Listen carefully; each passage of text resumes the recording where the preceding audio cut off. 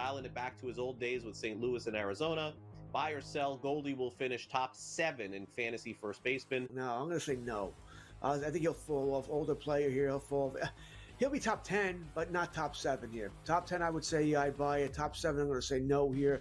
I think he'll put up decent numbers here. Not as good as he was. I don't think he's going to bat 340, 350 all year long. Fantasy Sports Today, only on SportsGrid. I'm with you in that you're going to have to take calculated risks. And that's what Leon Rose has been about since he's been here. And he's been measured. He hasn't been gung-ho in terms of mortgaging this franchise's future for immediate gains. They have had a prudent approach, and you're going to have to roll the dice in certain respects to get to that top level. And you're right, Donnie, when you look at next season, all things considered, you hope that they're healthy, and if they roll over, say, 85 to 90% of this roster, this is a top 3 team in the East. With Boston coming down, Milwaukee's going to come down, and so you have to figure it's going to be Indiana, the Knicks, the Cleveland Cavaliers in some sort of order in the preseason rankings. And so where they go from here, Jason Kidd is obviously the hot name right now. Both sides are interested from what we've heard in terms of Kidd and the New York Knicks. Is he that championship caliber coach to take the Knicks there? The Early Line, only on SportsGrid. Every 5 days, it's really exciting when Skeens pitches, and it's terrible watching him pitch because every time he pitches, they don't score. Having him hit the lineup probably would actually help when he pitches. There's no way to do it because you can't, but it's beyond frustrating. And the numbers will tell you, the books have adjusted. Pharrell Coast to Coast, only on SportsGrid.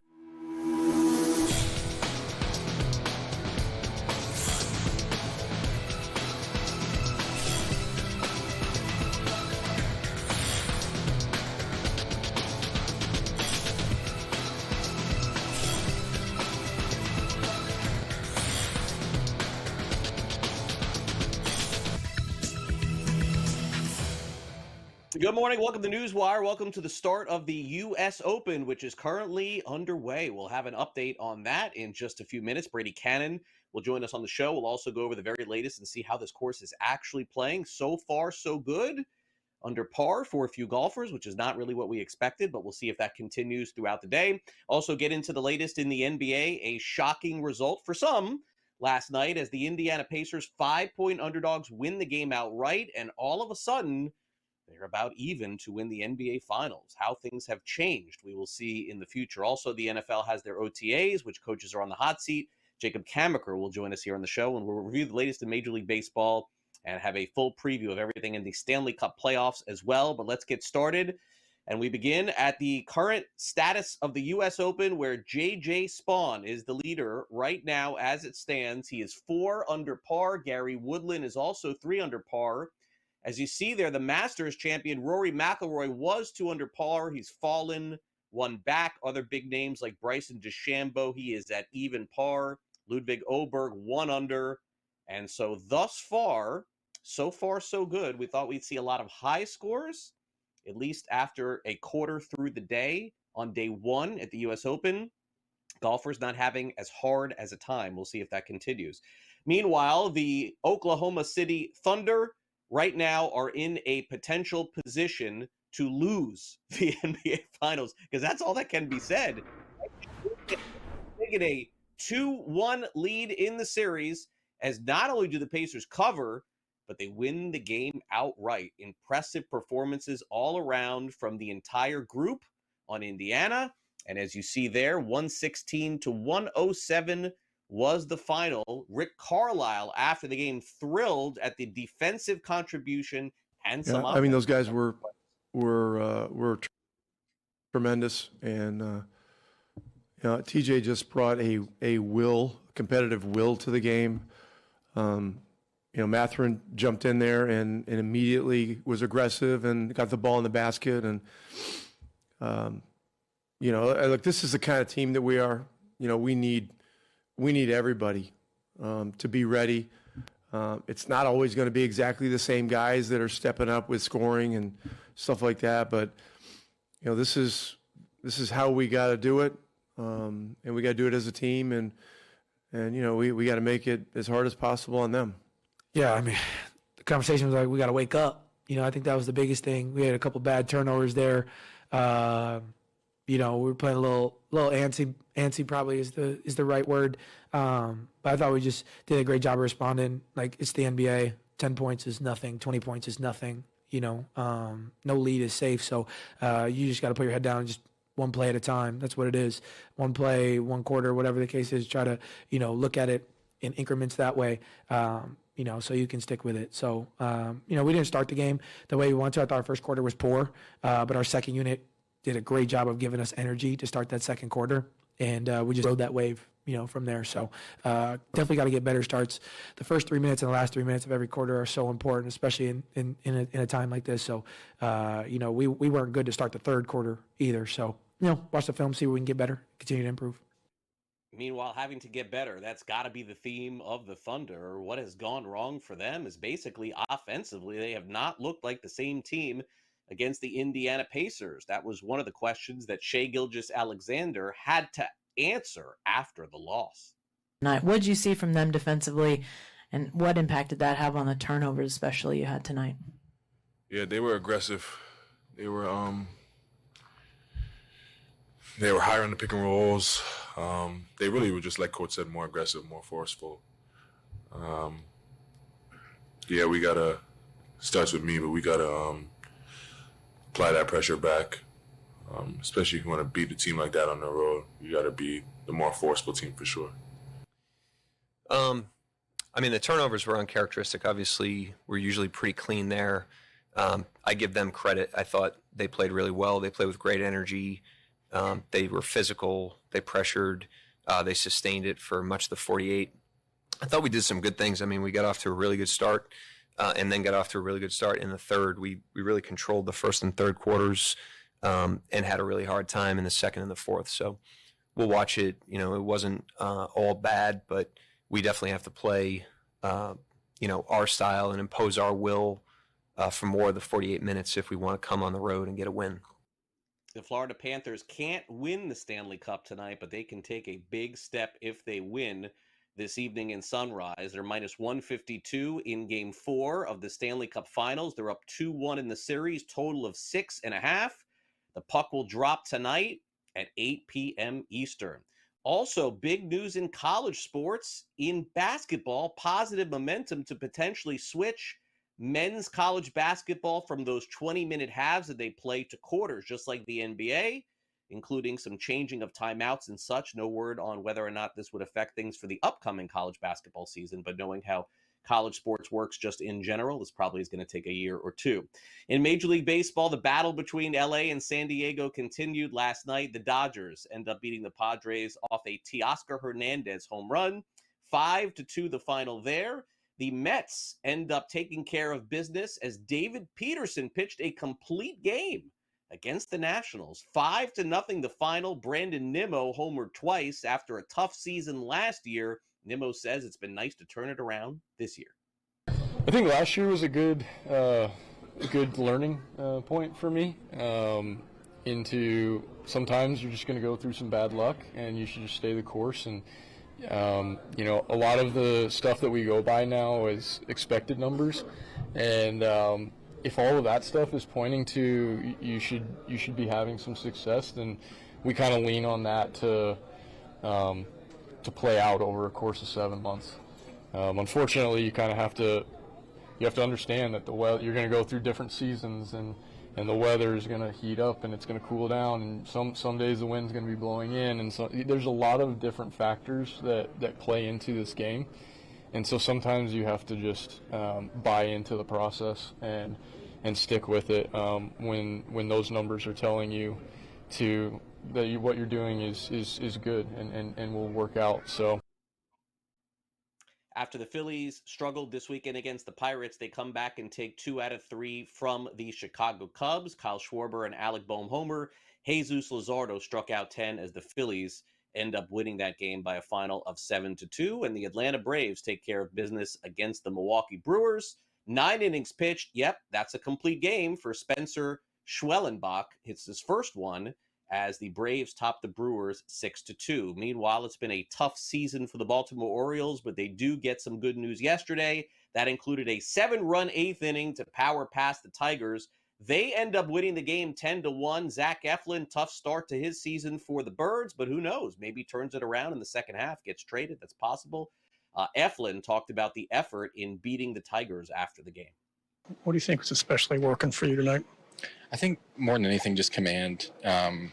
Pretty much trusted every pitch I was throwing. Adley called a great game and really just following the game plan that we put together going into this game. And but hats off to Adley because he called a great game and execution was there tonight. Zach, you doubled your changeup rate tonight from your season average, and you've really used that pitch a lot more since the Nationals outing. Can you talk a little bit about that pitch and why you decided to throw it a bunch tonight and what it's done for you to your repertoire? Yeah, I think it's more so mixing it in more. It's been feeling really good out of the hand recently. Been getting pretty good results on it. So it's just honestly another pitch that people have to respect. It's been good for a strike pitch for me. It's been good for weak contact and a couple strikeouts on it. But more so just trusting it. We knew kind of going in that it was going to be a good pitch, a lot of lefties. Just trying to induce weak contact as much as I can. Yankees get a big win yesterday over the Royals 6-3 as they seem to be dominating that series. Marcelo Mayer hit 2 home runs for the Red Sox in their win over the Rays, and Byron Buxton hit a 479-foot home run for the Twins as they beat the Rangers. Gilbert McGregor joins us next on the rising NBA Finals.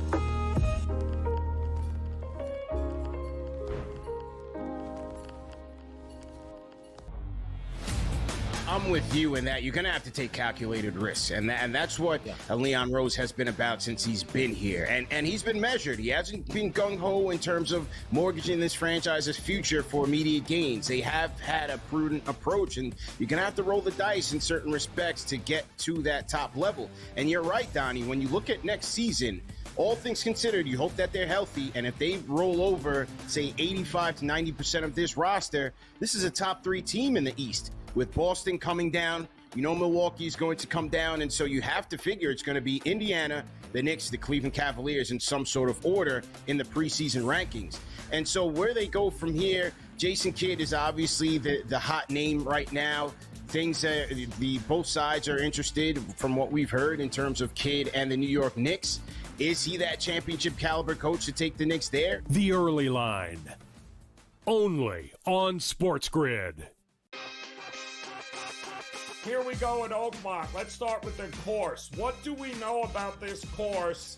How long is the rough, and does course history come into effect for you this week? The U.S. Open has always been billed as the most difficult test of golf there is on the planet. And I tell you what, it's often labeled as the most difficult golf course in the world is Oakmont. Game time decisions, only on SportsGrid.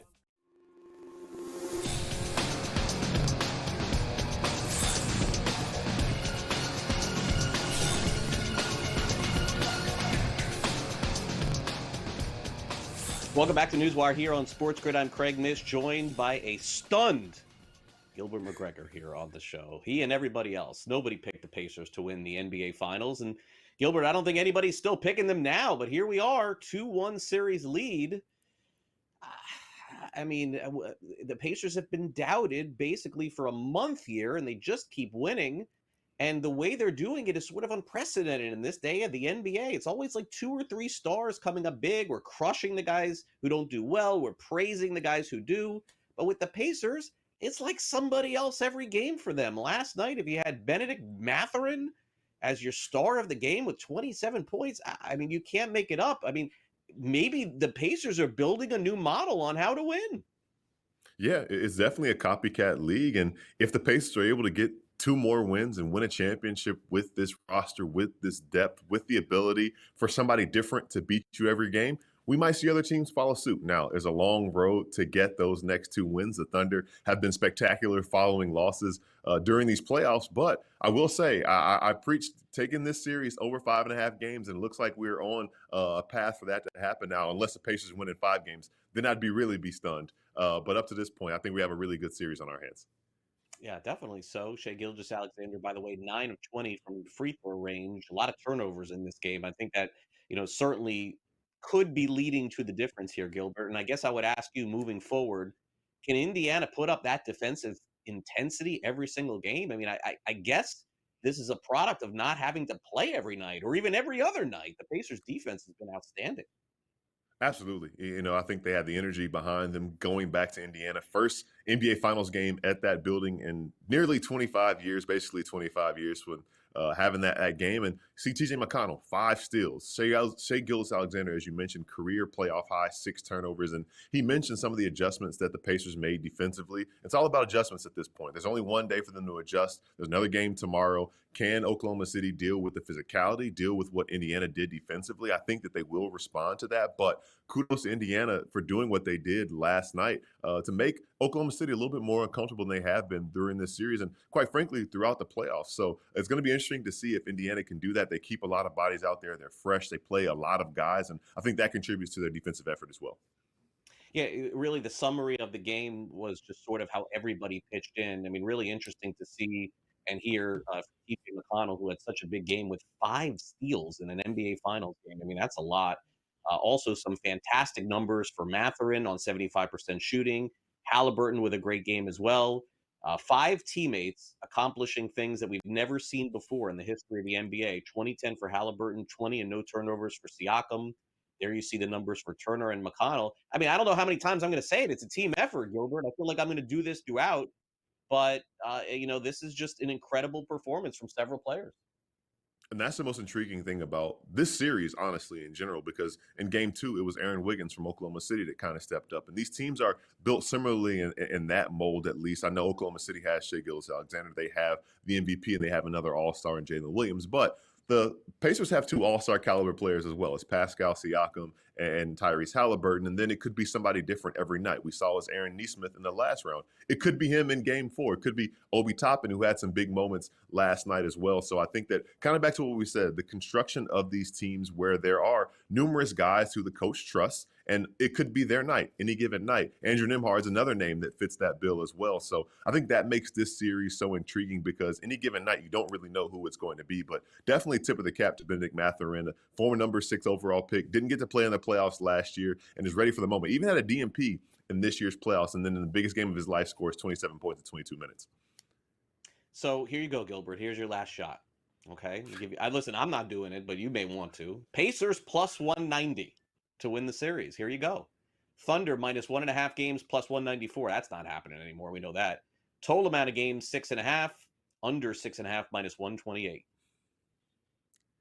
Man, I feel like if you're going to take the Pacers, you got to do it now. I don't believe in it still. I still think the Thunder kind of take this. It feels a little bit to me like 2015 when the Cavaliers went up 2-1 on the Warriors and the Warriors figured it out and won the next 3 games to start that dynasty. It feels like the Thunder are in a similar position. They're going to learn a lot. They were in this position last year, or 2 series ago, against the Nuggets. They fell down 2-1. Shea had that viral moment when he had the smile after the game. They figured something out. It clicked. They won the series in 7 games. I think this time around they win the series in 6 games. And I know the Pacers have been counted out throughout the postseason. I said they'd get 2 wins in this series. They've gotten their 2 wins. It feels like the Thunder will figure something out. Shea will bounce back after scoring just 24 points last night, and he will win Finals MVP. At least that's what it feels like to me. All right. I mean, gosh, we keep doubting the Pacers. I mean, I'm still waiting for somebody to pick them on our network. It just hasn't happened yet. All right, so let me show you what do you think the best shot of all of these is. So let's eliminate Oklahoma City to win in 6 at this point. It's still minus 230. So 6 games exactly, Gilbert, is plus 194. 7 games is plus 172. Pacers, you can get insane. Is this right, Frank? I mean, this seems so insane. I mean, the Pacers are still plus 570 and plus 680 to win in 7 games. I just can't believe this. That plus 570 is very intriguing to me because it does feel like maybe these two teams go back and forth a little bit. The Pacers have always followed up losses the right way as well in this playoff. So if Thunder bounce back and the Pacers go back to Oklahoma City and somehow find a way to steal another one, they could close a series out at home. And that's very believable and very doable. They've done that in this playoffs as well. They closed out each series, I believe, at home during these playoffs, except the Cavaliers series. They closed out the first round of the conference finals at home. So that looks good to me. If they were able to win the championship at home, we saw how their crowd was able to kind of boost them in last night's game. Maybe that happens again on Friday night. So I think that the Pacers in 6 would be the most likely outcome. I don't think they would win a Game 7 in Oklahoma City. So if you believe the Pacers are going to win this series, it's going to be in 6 games. What are the odds the Knicks have a new coach by then, Gilbert? Did they call you yet? Did you turn them down? I've been checking my phone, looking to see if anything from a New York number pops up in the caller ID, but I don't know. Sporting News might turn them down as well if they ask for permission. So the way things are trending, I don't know. Seems to me that they can't find a coach, but certainly we'll see what ends up happening. Gilbert, great to catch up with you here on NewsWire. Enjoy the game tonight or tomorrow night. Absolutely. Looking forward to it. Thanks again. All right, coming up next, we got Jacob Camenker in the house from Sporting News. We'll go over some of the odds to win the NFC East and also break down everything happening in terms of coaching in the NFL as well. You're watching NewsWire on SportsGrid. As we take a quick time out, we'll be back after these messages.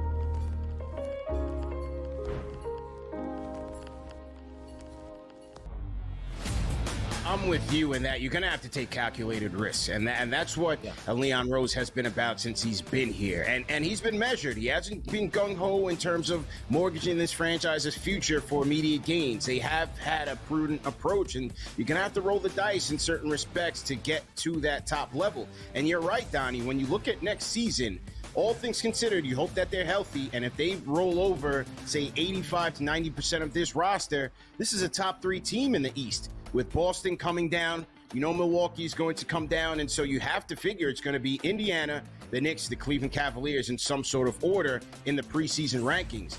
And so where they go from here, Jason Kidd is obviously the hot name right now. Things both sides are interested from what we've heard in terms of Kidd and the New York Knicks. Is he that championship caliber coach to take the Knicks there? The Early Line, only on SportsGrid. Here we go at Oakmont. Let's start with the course. What do we know about this course? How long is the rough, and does course history come into effect for you this week? The U.S. Open has always been billed as the most difficult test of golf there is on the planet. And I tell you what, it's often labeled as the most difficult golf course in the world is Oakmont. Game time decisions, only on SportsGrid.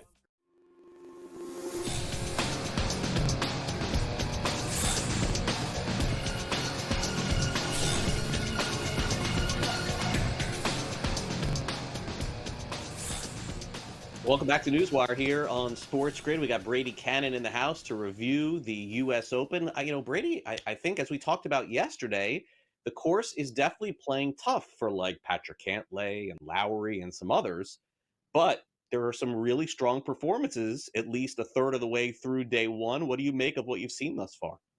Yeah, I don't think it's a total surprise. A couple of players, like you mentioned, Cantlay, that is a surprise. He's at 5 over par. Shane Lowry just moved to 6 over par. Very interesting. The number one liability at BetMGM for first round leader was Shane Lowry. It doesn't look like he's going to get there, and BetMGM will collect on all that liability there. Rory McIlroy, I think, is a bit of a surprise. Under par, currently 1 under, along with Adam Scott. But the conditions right now, Craig, are perfect. You've got temperatures in the low 80s, no wind to speak of. And we know we were dealing with a bit of a soft golf course. So the fact that JJ Spaun out early in the lead, tremendous ball striker, that's what he does. That's what the U.S. Open typically caters to. He's out to a 4 under par start. Ludwig Åberg, a lot of people liked him this week, 2 under par. Thomas Dietrich, great player, 3 under par, and a former champion, 2019 at Pebble Beach. Gary Woodland at 3 under par. Now, I think today will be the easiest day for scoring. Tomorrow, I think, will be similar. There is a little bit of threat of rain in the afternoon. There's no real wind in the forecast for all 4 days, Craig, but the weekend could get squirrely with some thunder showers. So kind of wait and see at this point. But if you're going to get this golf course, I think today's the day you have to do it. Yeah, and so Brady, I would ask you this, like, when you look specifically at the players that are playing well and the ones that have fallen back here a little bit, based on track record at the U.S. Open, and I know I think tomorrow is moving day, if I'm not mistaken, how does that translate into sort of who you think can make that move and who can stay alive and who is done? Like, if you're holding a ticket for anyone who is, let's say, like Spaun, 4 under par, versus someone who is 5-6 under par, is it like track record of the golfer? Is it the course? Can this be played differently tomorrow? Yeah, I wouldn't jump to any conclusions just yet. I mean, we don't even have anybody that's completed their round just yet here on the first day of competition. I typically don't like to get involved in live wagering until I've seen 36 holes completed at the midway point, after the cut, heading into the weekend and where we go from there. You've got some big names at 2 over par right now. Xander Schauffele, Harris English, Maverick McNeely, Taylor Pendrith, and Tommy Fleetwood at 2 over par. I feel like that is still a pretty good score right now. If you finish the day, I think at 2 over par, I think you're sitting pretty good. It feels to me like 3 over par is kind of par right now. Like the course is playing to a par of 73, if you will. Cam Smith, Akshay Bhatia, Matt Fitzpatrick, and Hideki Matsuyama all at 3 over. That kind of feels like the line where, if I'm on the good side of +3, I feel okay about my guy. If I'm on the bad side of +3, it's not a good start. And you know what they say, Craig, you can't win the tournament on Thursday, but you can certainly lose it. Yeah, we're definitely seeing that for a few players. And by the way, the guys who are 11 under par or over 10 or 11, I don't even know who they are. So that's a good sign.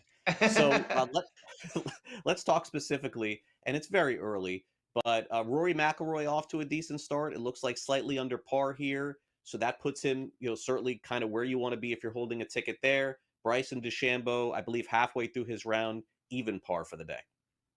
Yeah, a couple of the favorites, and Rory is a bit of a surprise to me. We saw his price really drift as well. If you remember, when he or going into the PGA Championship, he and Scotty were co-favorites. They were both at about 5-1, and then Rory did not perform tremendous at the PGA Championship, and then brutally missed the cut at the RBC Canadian Open last week, and people started having their doubts. And he was as high as like 15 or 16-1, I think, in the last couple of days to win here at Oakmont.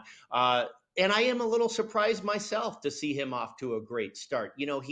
He accomplished everything a golfer would ever want to do. The career Grand Slam, finishing up with the most dramatic finish at a Masters, we've all ever seen. And I'm not blaming him at all for still having a little bit of hangover and maybe not being completely motivated just yet. But right now he's off to a great start, maybe proving a lot of people wrong. That's great stuff, Brady. We'll be watching today, tomorrow, and then Sunday to see who ends up winning. Thanks again for coming on. I know we got you covered, and we'll check out all your coverage here on SportsGrid this weekend. Thanks again. Thank you, sir.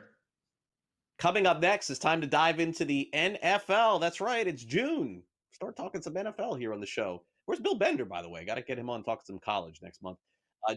Camenker joins us next. We'll preview the NFC East after this. Don't go away.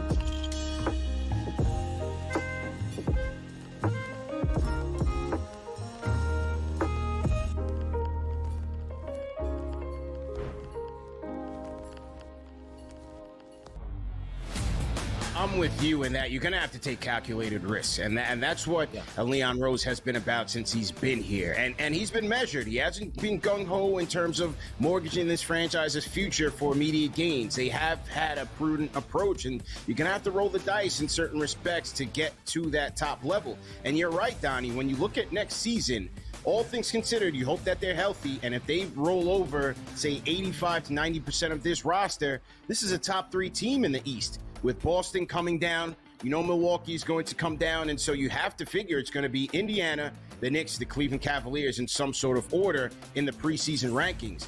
And so where they go from here, Jason Kidd is obviously the hot name right now. Things both sides are interested from what we've heard in terms of Kidd and the New York Knicks. Is he that championship caliber coach to take the Knicks there? The Early Line. Only on SportsGrid. Here we go at Oakmont. Let's start with the course. What do we know about this course? How long is the rough, and does course history come into effect for you this week? The U.S. Open has always been billed as the most difficult test of golf there is on the planet. And I tell you what, it's often labeled as the most difficult golf course in the world is Oakmont. Game time decisions. Only on SportsGrid.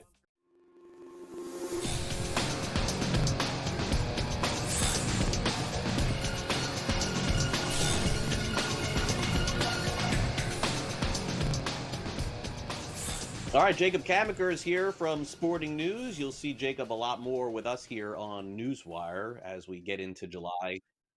And, I'm sorry, USA Today, excuse me. Why did I say Sporting News? Sorry. Jacob, I haven't made that mistake in months, man. Like, I've been really good about that, not saying USA Today. I mean, you did work for Sporting News for a long time, so my bad on that. USA I did. Today. It's okay. It's an understandable mistake, Craig. Let's get it clear. Let's get it clear. My bad. You can dock my pay for the day. All right, let's take a look at the NFC East. September 4th opener, Cowboys, Eagles. I'm seeing video, guys in shorts running around. Jacob, we're analyzing everything everyone says, everyone does. I mean, we have such this thirst for the NFL. We haven't had it in like 5 months, so I guess that's what's going on here. Yeah, absolutely. I mean, you're looking at all these mini camps opening, and we're finally getting a chance to see some of these guys on the field with their new team. So that's a lot of what the excitement is. I think from the NFC East perspective, you have the Eagles coming off the Super Bowl title and the Commanders, that surprising run to the NFC Championship game. You're looking at them and you're saying to yourself, can they take that next step forward and challenge the Eagles? I do think that if Jaden Daniels continues to play well, that team's going to be in pretty good shape to push the Eagles, because we know how hard it is to win back-to-back Super Bowls. The Chiefs are kind of one of the anomalies we've seen in recent years. Between them and the Patriots, those dynastic teams, they tend to get back to the Super Bowl, but it's not always easy for everyone else to do it. Now, the Eagles have a very strong roster, but hey, the Commanders, dynamic young quarterback. We'll see if they can take a step forward. The other two teams I'm not as high on. The Cowboys, maybe they make the playoffs, but I don't know. I'm not a big believer in Brian Schottenheimer, not yet at least. I got to see it first. And then the Giants, I have no idea what to expect from them, but I don't imagine it will be good. Yeah, their season win total is 5.5. Jacob, it's kind of fascinating that a team could be so bad the year before, open up with a total the next year of 5.5 and have the same coach, right? Like, that's bizarre in today's NFL. Usually, if a team is so bad the year before, the coach gets fired, there's like a rebuild. Total set 4.5. But I guess that internally the Giants kind of feel like they're better than we think they are. They must. And we've heard John Mara say that, hey, he's almost run out of patience, but he hasn't yet. And, I think part of it is he's had to move on from so many coaches in recent years after really short stints.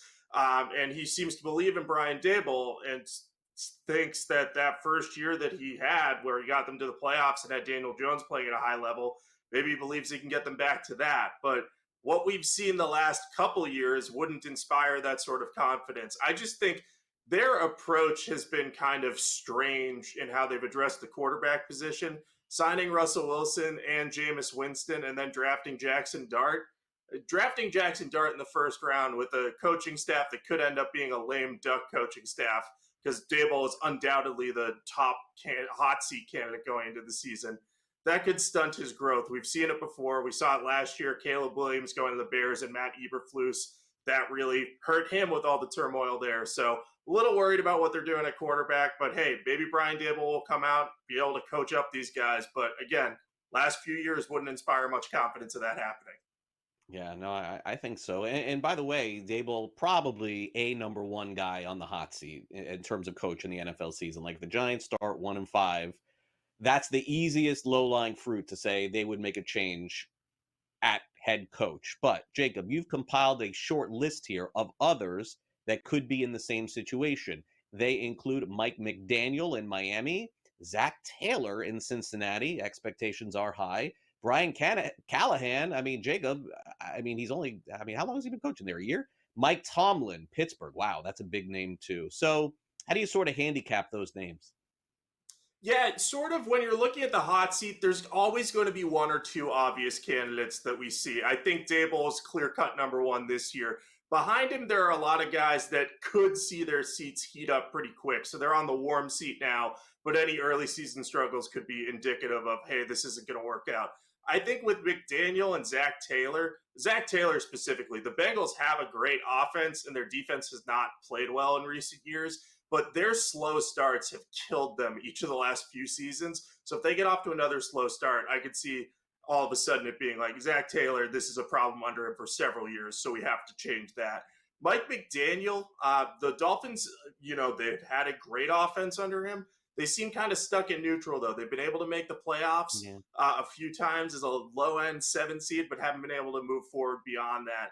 Their roster's not as good this year as it's been in years past, so it's kind of like, what's going to happen there? Brian Callahan had the team with the worst record last year. I think they're going to probably give him a little more leash to work with Cam Ward, but if Cam Ward struggles, they're going to have a big question on their hand.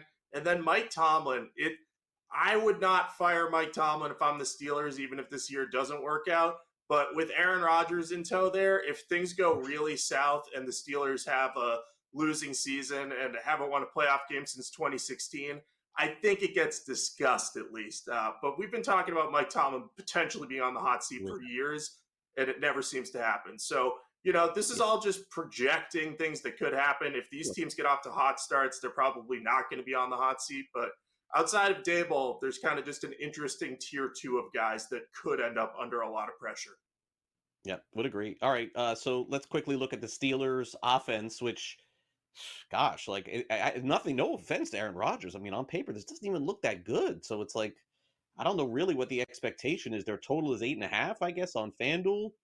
And DK Metcalf, that's a nice ad, but really, I mean, Robert Woods, Freiermuth, Jalen Warren, I'm not all that inspired here, Jacob. Tell me why I should be.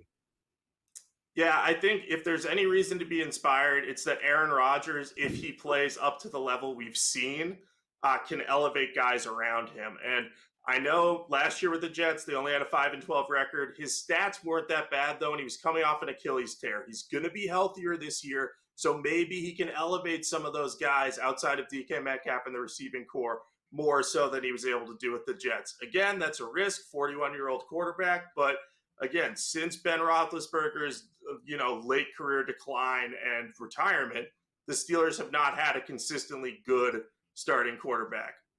Rodgers should provide them some stability there, one would hope. And Mike Tomlin has been able to get the most out of, what's been a middling offensive roster. So if Rodgers can make them above average at quarterback, they will have a chance to win a playoff game. But, if Rodgers has any sort of decline, then this situation can get ugly fast.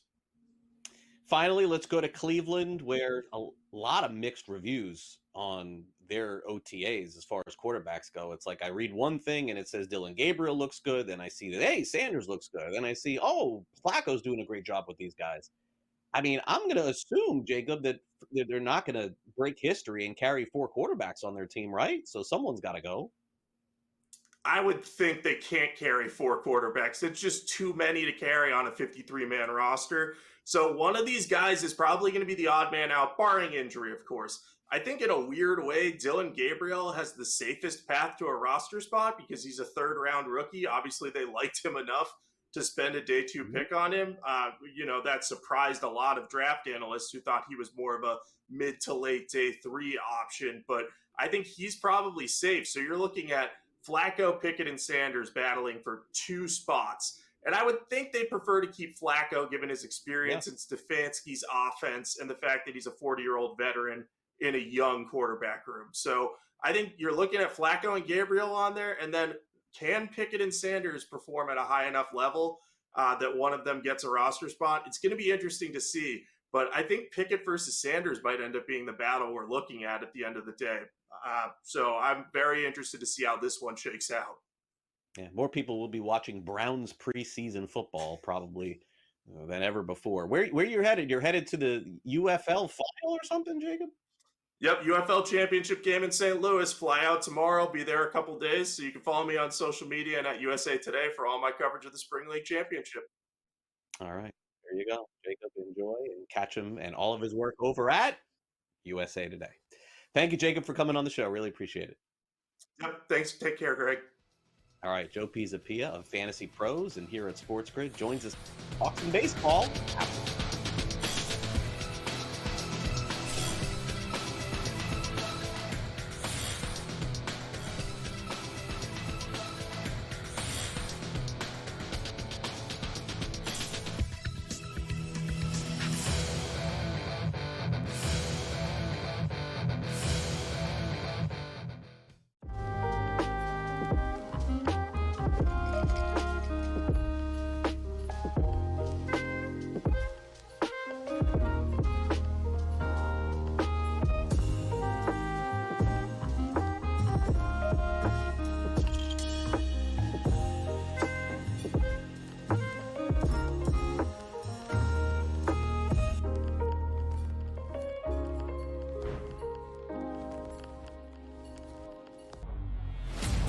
I'm with you in that you're going to have to take calculated risks. And that's what Leon Rose has been about since he's been here. And he's been measured. He hasn't been gung-ho in terms of mortgaging this franchise's future for immediate gains. They have had a prudent approach, and you're going to have to roll the dice in certain respects to get to that top level. And you're right, Donnie, when you look at next season, all things considered, you hope that they're healthy, and if they roll over, say, 85 to 90% of this roster, this is a top 3 team in the East. With Boston coming down, you know Milwaukee is going to come down, and so you have to figure it's going to be Indiana, the Knicks, the Cleveland Cavaliers in some sort of order in the preseason rankings. And so where they go from here, Jason Kidd is obviously the hot name right now. Things both sides are interested from what we've heard in terms of Kidd and the New York Knicks. Is he that championship caliber coach to take the Knicks there? The Early Line, only on SportsGrid. Here we go at Oakmont. Let's start with the course. What do we know about this course? How long is the rough, and does course history come into effect for you this week? The U.S. Open has always been billed as the most difficult test of golf there is on the planet. And I tell you what, it's often labeled as the most difficult golf course in the world is Oakmont. Game time decisions, only on SportsGrid.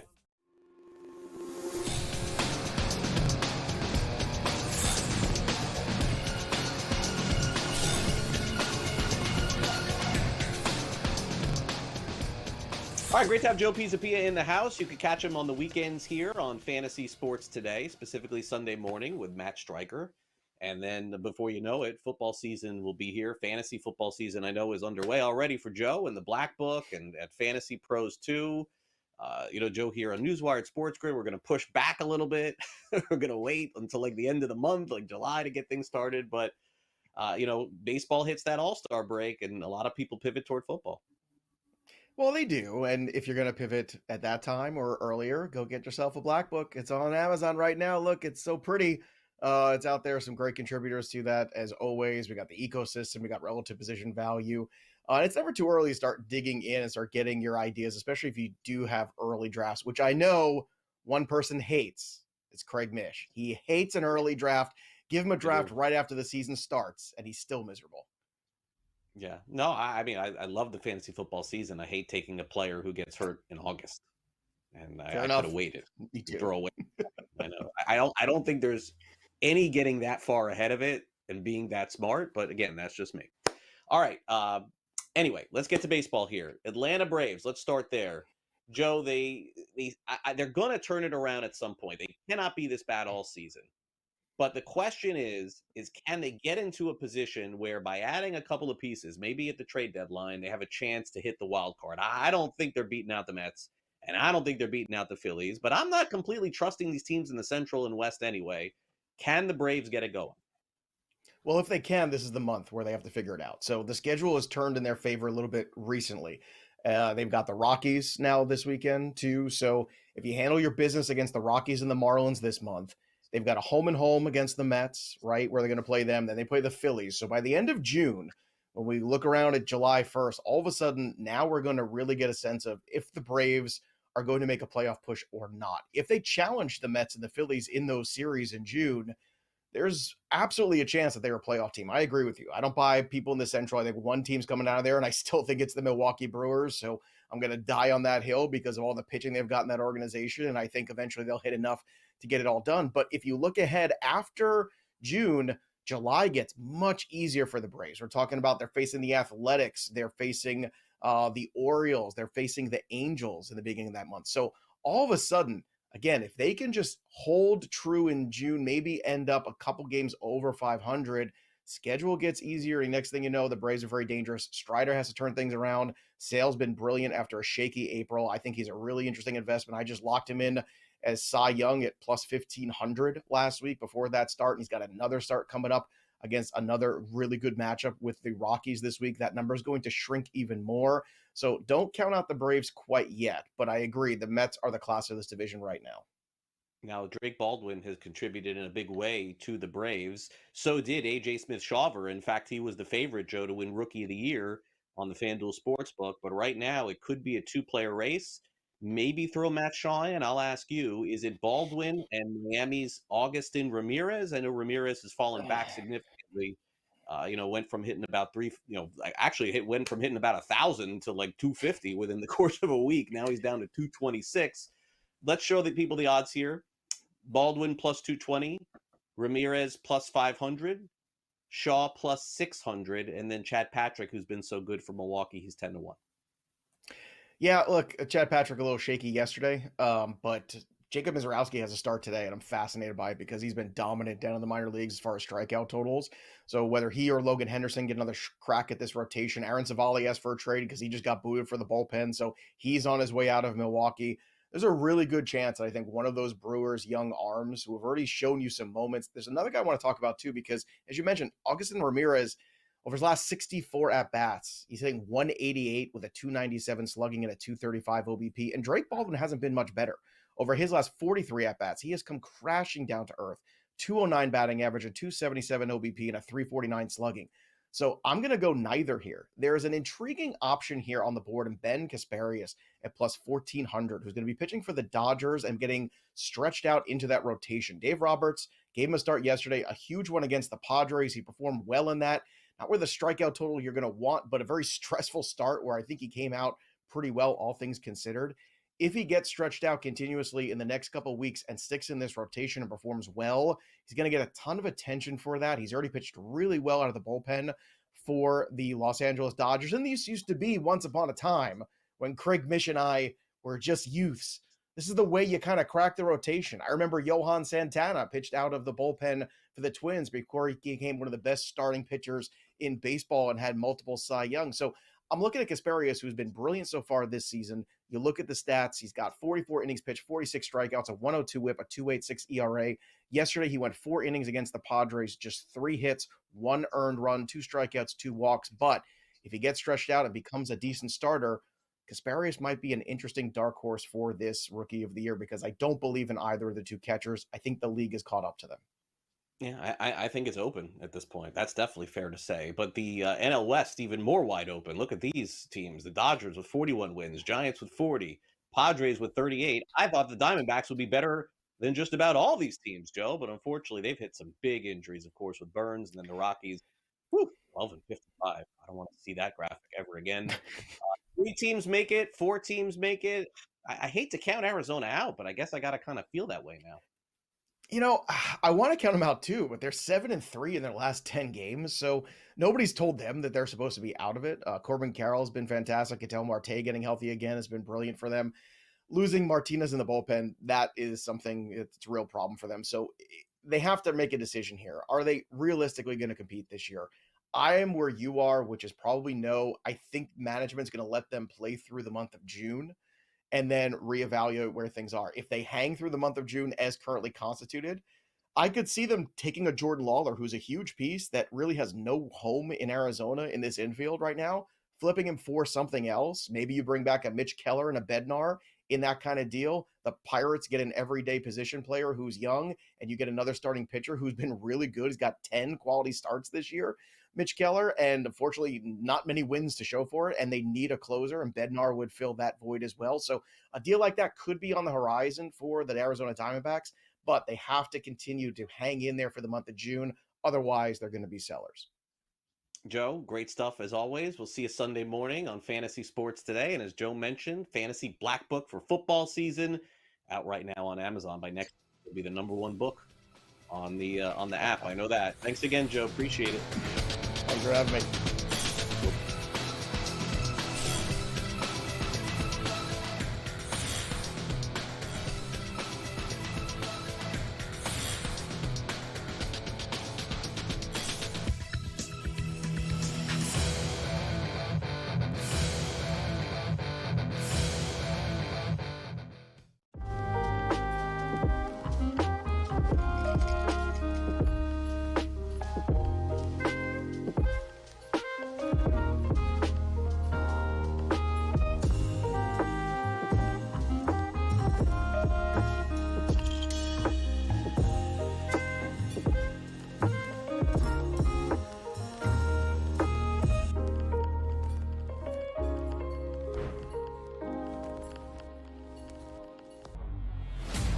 I'm with you in that you're going to have to take calculated risks. And that's what Leon Rose has been about since he's been here. And he's been measured. He hasn't been gung-ho in terms of mortgaging this franchise's future for immediate gains. They have had a prudent approach, and you're going to have to roll the dice in certain respects to get to that top level. And you're right, Donnie, when you look at next season, all things considered, you hope that they're healthy, and if they roll over, say, 85 to 90% of this roster, this is a top 3 team in the East. With Boston coming down, Milwaukee's going to come down, and so you have to figure it's going to be Indiana, the Knicks, the Cleveland Cavaliers in some sort of order in the preseason rankings. And so where they go from here, Jason Kidd is obviously the hot name right now. Both sides are interested from what we've heard in terms of Kidd and the New York Knicks. Is he that championship caliber coach to take the Knicks there? The Early Line, only on SportsGrid. Here we go at Oakmont. Let's start with the course. What do we know about this course? How long is the rough, and does course history come into effect for you this week? The U.S. Open has always been billed as the most difficult test of golf there is on the planet. And I tell you what, it's often labeled as the most difficult golf course in the world is Oakmont. Game time decisions, only on SportsGrid.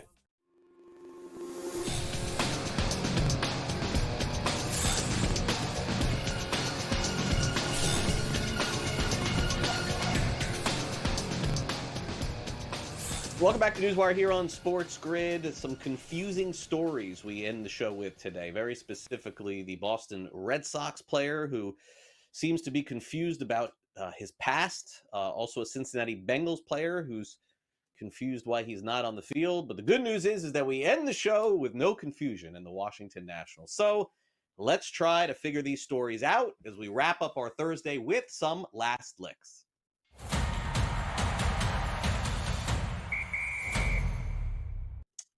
Okay, so this is a very peculiar story, and this does happen in sports every once in a while, and in news every once in a while, where it seems like people are making things up, but not really sure what the intent is. Let's start with Hunter Dobbins. He plays for the Boston Red Sox.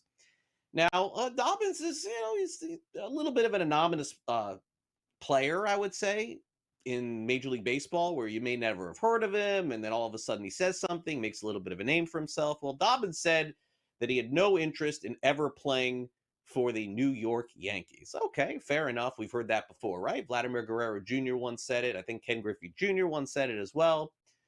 But then Dobbins' explanation as to why he would never play for the Yankees had something to do with the treatment of his father, who played in the Yankees organization and then was traded to the Arizona Diamondbacks when he was a kid.